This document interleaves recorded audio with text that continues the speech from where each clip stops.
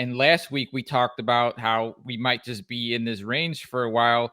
And are you Mhm. still seeing that this week? Well, okay.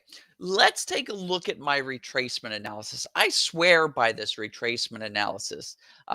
It has, when other folks who comment on the markets have said one thing and I've said the other, more times than not, I've been right.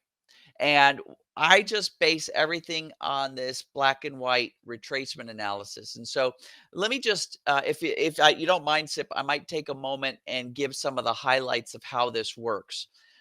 What we do here is we take a look at a reversal to reversal, like top to bottom and then bottom to top. How far do we reach each time? Right. And we compare it to the last move. So for instance, if you take a look here from the move from July 7th through July 31st, that creates a baseline for the next move. So if you look at the next move that started on July 31st and went all the way to August 18th, you can see that this move actually overshot the previous move. Whenever you overshoot a previous move, we call that an expansion move. Whenever you undershoot, go less than the previous move, we call that a contraction. And expansions are always in the direction of the current channel trend, whereas contractions would always be against the current channel trend. So when we saw an expansion move go in the down direction, we actually looked and we had currently been looking at the channel being in an upward direction. And that was our signal that we would start looking at more of a downtrending channel than continuing with the uptrending channel. Then we looked at the next move compared to this previous move. And this week, we actually got this top confirmed as that truly was the top. It took about 3 days after that top was formed, but we confirmed with a simple lagging indicator. We used the 3 and 5 day exponential moving average that on September 1st, we did see this top. So now we compare that to the previous, and you can see I've got these drawings. So first of all, it was less than the previous move. So that makes it a contraction move. It was a contraction move up. And remember, contraction moves are always opposite the current channel. So this agrees with the previous move saying we're still in a downtrend. And now we're moving down again as of this week. And we're waiting to see, where is this bottom going to form? In my drawings, I always color these current movements. If they're not confirmed yet, they'll be a different color than the ones that are. So this yellow signifies that this one could still go further down. We have one up day that's happening right now as we speak, but for the most part, we've been going down this week as investors have had that worry about further rate tightening. Now, you'll also see that for each move, I put these color bars in here.